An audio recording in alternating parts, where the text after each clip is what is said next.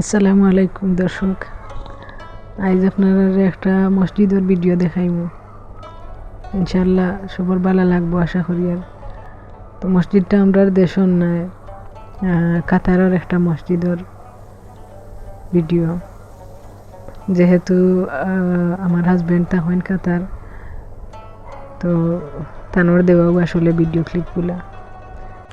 আল্লাহ পাক যেন তানোর এই নেক কাজরে কবুল করেন, আমিন। আর আপনারা দেখুক মসজিদের ভিডিও। মসজিদটা অনেক সুন্দর আর অনেক বড় একটা মসজিদ। আর দেখলানি কত সুন্দর পরিষ্কার পরিচ্ছন্ন পরিবেশ।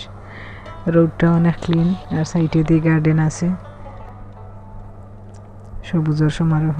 যেহেতু এটা দেশে গাছপালা কম হয়, মরুভূমি জায়গা, তো তারা যে ন্যাচারাল ভিউটা ধরিয়া রাখার লাগে, সৌন্দর্যর লাগি গার্ডেন হল সাইডের দিকে করিয়া রাখছেন আর কি। তো দেখলানি আপনারা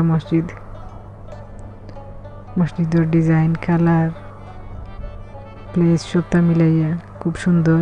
ঝাড়বাতিও আছে লাগাইল। আর মসজিদের যে বাউন্ডারি আছে, বাউন্ডারির মাঝে মাঝে মিনার আছে। আমি জানি না, হয়তো বাট বাউন্ডারি হইতে পারে মসজিদের এরিয়া,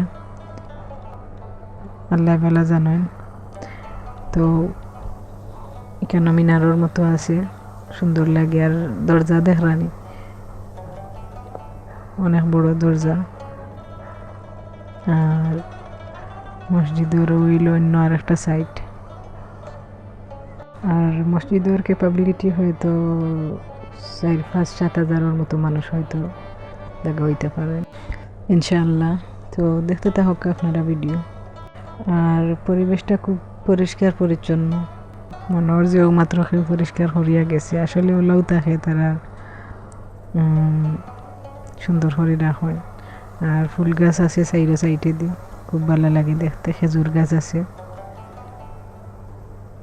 আর এখানে রোডের মাঝে বিভিন্ন সংকেত দেওয়া আছে, পার্কিং এর ব্যবস্থা আছে। তো যে বিভিন্ন সংকেত দেওয়া আছে, বিভিন্ন রোডের মাঝে আছে বা মোড়ে মোড়ে বিভিন্ন চিহ্ন আছে। এটা আসলে তারাও বুঝবা বলা যে এগুলা কিতা। আরও দেখলানি ফুল গাছগুলা খুব সুন্দর করে কাটা। ফুল গাছের প্রতি আমারও আলাদা একটা দুর্বলতা আছে, অনেক হাত থাকি। তো দেখুক আপনারা ভিডিও, ইনশাআল্লাহ ভালো লাগবে।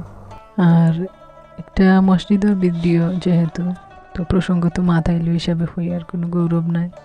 আলহামদুলিল্লাহ, আল্লাহ মায়া করসলা। তো আপনারা বাইয়া দেশে থাকতে মসজিদের লোকে জড়িত আসলা, অনেক দিন একটা দায়িত্বে আসলা, দীর্ঘ 5-6 বছরের মতো প্রায় মসজিদের একটা দায়িত্বে আসলা। তো আল্লাহ যতক্ষণ তৌফিক দিছেন খেদমত আঞ্জাম দেওয়ার চেষ্টা করছেন, আল্লাহ কবুল করতাম মায়া করি, আমিন। আর পঞ্চায়েতেরও বিভিন্ন দায়িত্বে আসলা। তো এখন যেহেতু প্রবাসও গেছেন কি, এখন তো আর দোয়া করা ছাড়া তো আর কিচ্ছু করার নাই। আর তার ইসলামিক সব বিষয়গুলোর প্রতি একটা দুর্বলতা কাজ করে সব সময়। বিভিন্ন ধর্মীয় প্রতিষ্ঠান, ধর্মীয় বিষয় আসে, এগুলোর প্রতি তাই না একটু দুর্বল, তো মানে তার অনুভূতি কাজ করে। আর আমি তার স্ত্রী হিসাবে অতটুকু আল্লাহর দরবারও সাক্ষী দিতাম পারি যে আলহামদুলিল্লাহ তাই নমাজ পড়েন, রমজানের রোজা ছাড়েন না, মানুষের উপকার করেন। আমি শুক্রিয়া আল্লাহর দরবারে, এমন একজন মানুষ আল্লাহ তালা আমার দান করছেন, আলহামদুলিল্লাহ। দোয়া করি আল্লাহ তালায় যেন ইহকাল এবং পরকালে আমরা এই আল্লাহর দান করা মায়ারি বন্ধন অটুট রাখই না, আমিন। আপনারাও দোয়া করবো। আর আইজ ওখান থেকে বিদায় নিয়ার। আল্লাহ হাফিজ। আসসালামু আলাইকুম ওয়া রাহমাতুল্লাহি ওয়া বারাকাতুহু।